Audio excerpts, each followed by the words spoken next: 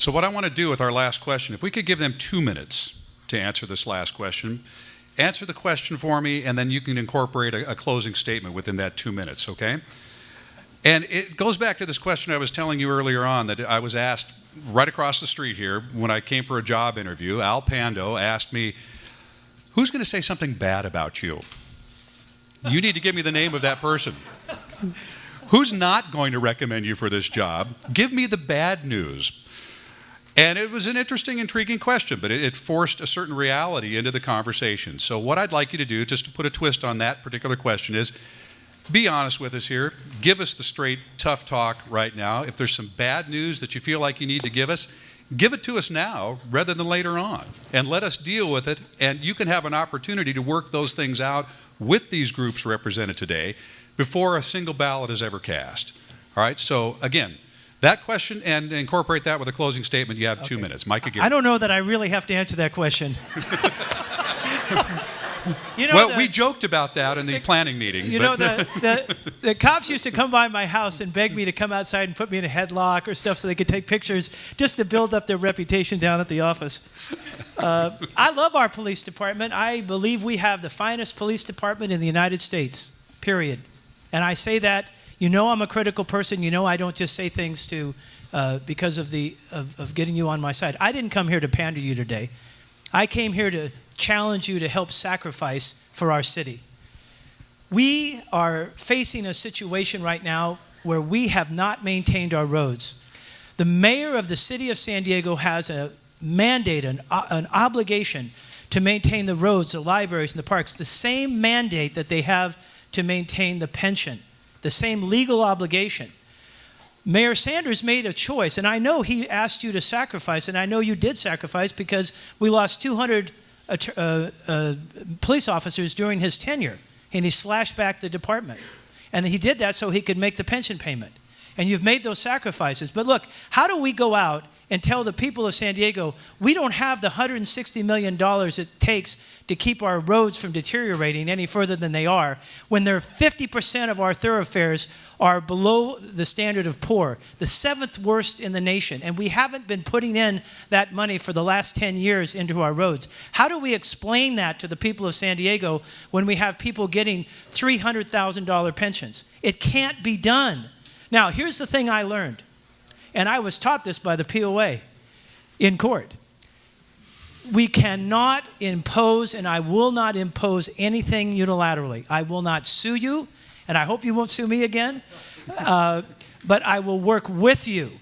We will work on consensus like they did in Rhode Island, where the state treasurer was able to work out solutions to problems so we can build up this city that we all love. I appeal to you as San Diegans. I appeal to you from the bottom of my heart, and I commit to you that I will be the best mayor you've ever worked with in the history of our city. Thank you. Councilman David Alvarez. Thank you, and once again, thank you for inviting me and having all of us and having this dialogue. It's really important. I want to make sure on the question that you asked, which is what do you not want to see said or done, I hope that the POA doesn't do what they did the last time when I ran for city council, and that was send out a mailer attacking me for releasing sex offenders, which is something I never ever did. I worked for a state senator at the time, and what I'll share about that is that even though we had our differences when I ran for city council, I hope, and you can talk to your leadership here, that all that is put aside once you get elected into office, and you work together to make things happen in the city. And that's what we've done over the last 3 years. When I came in, we had a horrible budget deficit, over $47 million. We took care of that. Now we're able to do the things that we did this year. We finally did a slight, small pay increase, but we've done it. We're investing into the CAD system. We're investing into this 5-year plan. We're actually focusing on doing the things that we need to do to make sure public safety is a priority, as it should be. And you have sacrificed a lot, and I thank you for that. But I think it's time, as the city is coming out of this crisis that we've faced because of the difficult decisions that have been made, that we actually move forward into the future of the city. And that means ensuring that we have a good quality police department so that we don't lose our men and women at the rate that we have been losing, that we can continue to fund the academies in the way that we have this year and more so in the future years. It's a lot of work, and it's going to take all of us working together. That's what we've done over the last 3 years. There's been a lot of progress. I say to you, let's continue down that path of progress. Let's continue to pay better wages for compensation for our men and women who serve in the line of duty. And let's work in a city that is inclusive, that is fair, that doesn't leave any neighborhood behind, and that goes from every service, from public safety down to the library system and the recreation system, because we're all in this together. And I want to thank you for working with me over the last 3 years. I look forward to working with you as your mayor. Councilman Kevin Faulkner. Thank you, Mark. Being on the council for 7 years, I'm sure there's a lot of folks that may disagree with some of the things that I've done and have some things to say about it. But I think many of you know who've had the opportunity to work with me. I've been up front, and I tell you what I'm feeling, and I back it up in my actions. That's how I've conducted myself since I've been on the council. And I vividly remember when I got elected and I started the job. We were Enron by the sea. We were frozen out of the capital markets. We had no credit rating. Under investigation by the Securities and Exchange Commission. We were in a mess. And I said, I'm going to go to work every single day to turn this city around. And it wasn't easy. And we had to make some very difficult decisions. Some were unpopular. But I did it because I thought it was the right thing to do for this city. That's what I'm going to do as mayor. And as we've started to turn that corner, as we are coming out, you can count on me to ensure that the priorities that we have talked about today, as mayor, I will back that up. And I've been backing that up before there even was a mayor's race, as we stood together on our 5-year contracts, as we stood together on our retention plan and bonus that just hit, as we're going to stand together on our communication system and that contract right there. I understand safe neighborhoods are an important part of every single portion of this city. But more than that, you need to have a mayor that's going to stand up and do the right thing, even when it's not politically popular, even when you may have competing interests, but you know where I stand, and I'm going to be clear. I thank you for allowing all of us to be here today. I can't wait to serve as your mayor. We've got a lot to do with this department and the men and women who serve in it, and I'd be honored to have your support. Thank you. So the question was someone who's going to say something bad about you or may not like or you. just give us the bad news. Well, you are watching this on UTTV. Just want to point that out. When the debate's over, just change the channel real quick. Don't wait for the commentary. You know, one of my favorite stories from history, Harry Truman had this great line. He said, the only thing that's new is history you don't know.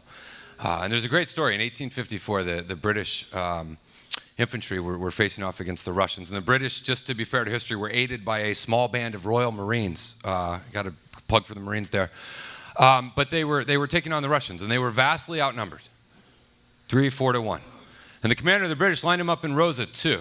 And they held off repeated volley and attempt over and over and over again. And it was actually a journalist who was there, who said that the only thing that he could see between the advancing Russians and the British was a thin red streak tipped with a point of steel. And in Britain, that became known as the thin red line. It was a symbol of British bravery and courage.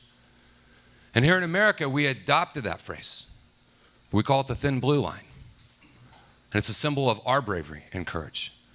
And it's a symbol of our law enforcement officers who go out there every single day and they stand on that thin blue line. And that's the line that separates law-abiding citizens and families from those that seek to do them harm. And I encourage you, before you leave the Hall of Valor, to read some of the names. Those officers who gave their life in order to ensure that we're safe. And you don't ask for plaques and you don't ask for parades. All you ask for is the gear and training and equipment to do your job. All you ask is that we give you updated bulletproof vests as you go out and put your life on the line. That you have enough officers that if you got a call for help, you know that they're coming. That's all you ask for. And our city hasn't given you that. And over my time, I have demonstrated time and again that I will find the money, I will find the resources, I will work with you to make it a priority.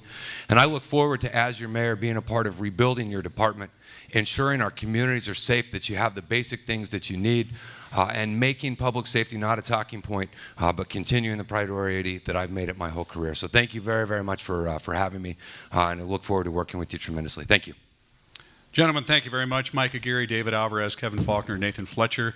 Again, thank you for the tone that you set here today. And let me just ask that if this could just be the beginning of a dialogue, between law enforcement in the county of San Diego and specifically in the city, that would be a wonderful thing. And keep that dialogue open and keep your doors and the pathways going back and forth. That alone will serve us greatly in this city, and we do appreciate it very, very much. Folks, I just want to remind you, you can watch this tonight on UTTV, and that is at 7 o'clock tonight, uttv.com. You can watch it online. You can watch it on Cox Channel 114, AT&T UVerse, it's Channel 17 or Channel 1017. Thank you all for being here, and gentlemen, thank you again.